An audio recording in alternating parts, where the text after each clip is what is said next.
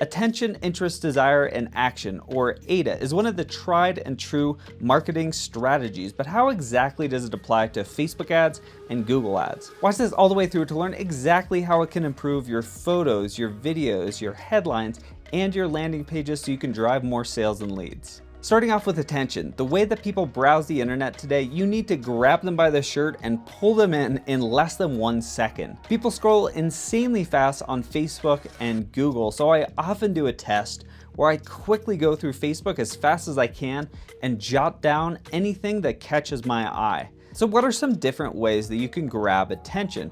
The first is with the visuals you're using, the colors that you're choosing, kind of the design of it, and the fonts and the contrast.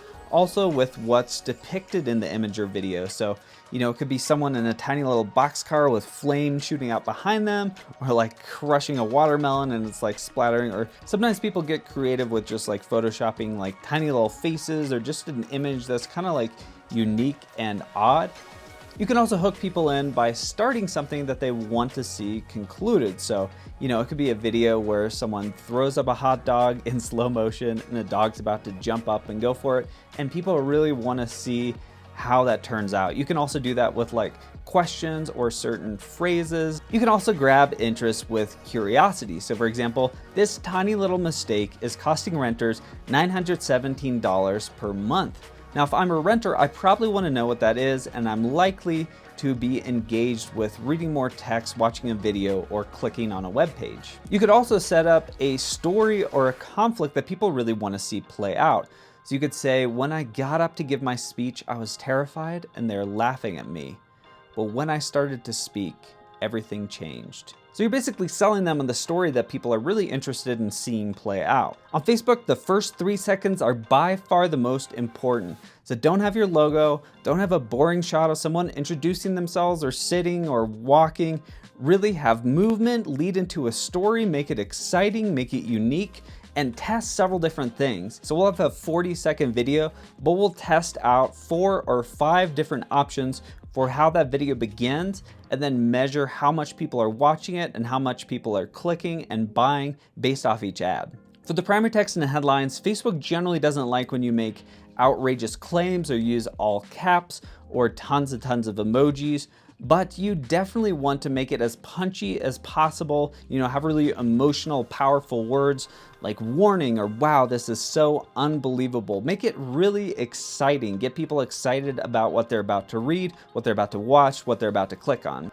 Google ads need to be insanely concise. There's different placements, but you're looking at generally somewhere around 100 characters. So it's not the sort of thing where you're doing a sentence to grab attention and then another to grab interest, and then basically you need to find more or less 1 or 2 sentences that encapsulate that entire journey. So the short sentence, tiny little mistakes that are costing renters $917 per month.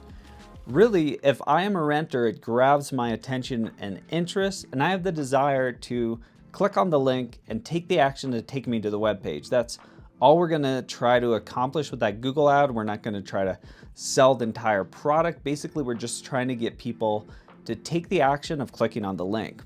After we have attention, the next thing is interest. So something exploding or a cute puppy may grab someone's attention, but that doesn't mean they have any level of interest in what we're offering.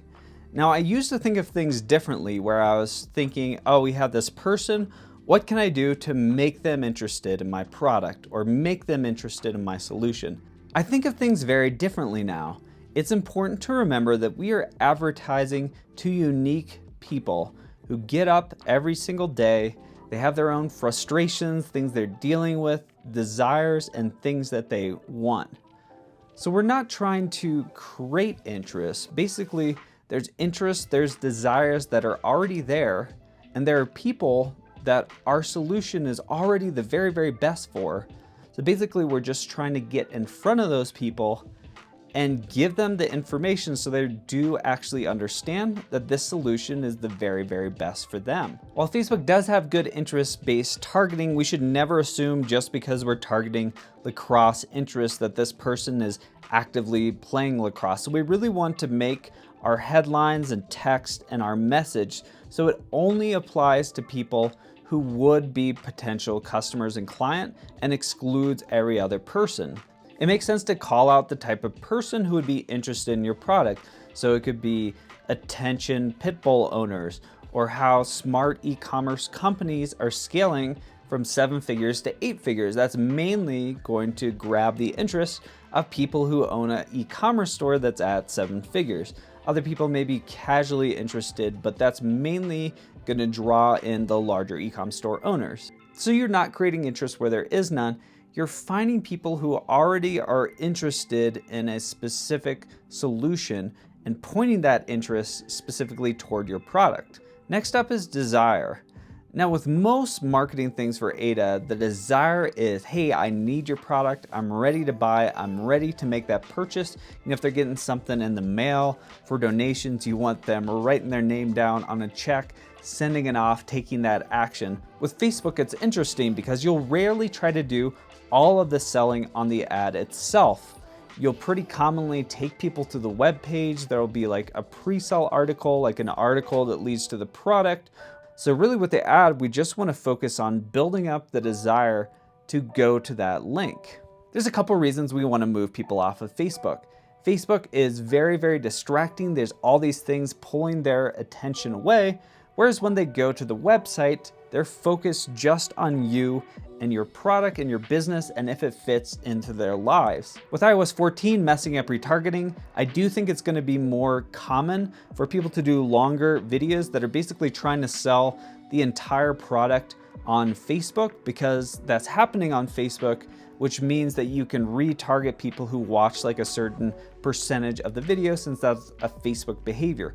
If you need some good inspiration, Harmon Brothers are really good at that 2 to 5 minute video on the platform where they're going through the attention, the interest, desire, and action centered around the whole product on the platform. A big piece of desire is reminding someone why something is so important to them. So for example, my sinuses are a bit crazy, and many nights I will choke in my sleep, which feels absolutely horrible. And in that moment, that is the most important thing in the world that I get that solved. So let's say it's been 4 days since I choked. I'm busy, I'm doing other things. I see a little ad for a potential solution to sinus problems, and I'm like, hey, that'd be kind of nice. But then I remember exactly what it felt like to be in that moment. And in that moment, that was the most important thing in my life to get solved. All of a sudden, I'm starting to remember just trying to find all the other solutions, just being frustrated with this. I had surgery, all these different things. And now all of a sudden my focus is there, and the desire, which I already had to get this solved, is really honed in on this solution as I remember what I've dealt with in the past trying to get this. So the ad did not create this desire to help my sinuses, but it's really honed in so I remember precisely why it's so important for me to solve this. Then there's action. It's pretty simple. It's calling people to do what you want them to do. But I find not nearly enough people explicitly state precisely what they want people to do next. So actually have the text there. If you want to boost your Facebook ad results, click this link and watch the video all the way through. Tell people to add to the cart. Sometimes checkout is very, very confusing and people don't know what to do next. So you're creating really excitement about taking that action and directly telling them to take that action. If you're a charity, don't just talk about how amazing you are and have a donate button. Say, hey, we really need your help. $50 can provide the funds to help a student out for an entire year. So click the button below and hit this button to donate right now. This may seem basic, but the majority of people whom I help optimize their campaigns are not being direct enough with their calls to action. For Facebook ads and Google ads, I think of mini ADAs for each step in the process. So we go through that with the ad itself, but then people get to the landing page and I need to go through this process again. The majority of people only spend a few seconds on a web page. So I need to hook them in with an incredible headline that's really compelling, builds up curiosity, really hooks them into the rest of the page, keep them reading. You know, on the page itself, often you're really starting to build that interest and desire centered around your product and solution a bit more. And then let's say the action's adding to cart. So you build that whole page around building up that interest and desire that would lead them to take the action of adding to the cart. This will not only help your Facebook ads, but if people find you through Google or Google Ads or anything else, actually getting that dialed in is so important. Once people make a purchase, that thanks for your order page and email that goes out, I think are actually really important for like building the relationship. So it's the same thing with that, getting people to stay for a little bit longer and building up that attention. Comment snowman if you made it all this way. Now, everything we just talked about is going to be way less effective for you if you haven't dialed in your customer avatar. But lucky for you, I made a completely free worksheet. You don't even have to punch in your email. Find that down below and then go to my training where we fill this out together and I go through the intricacies. This is going to be so key to you being successful with Facebook ads, paid ads in general. Anyway, I will see you in that video. Thank you so much for watching.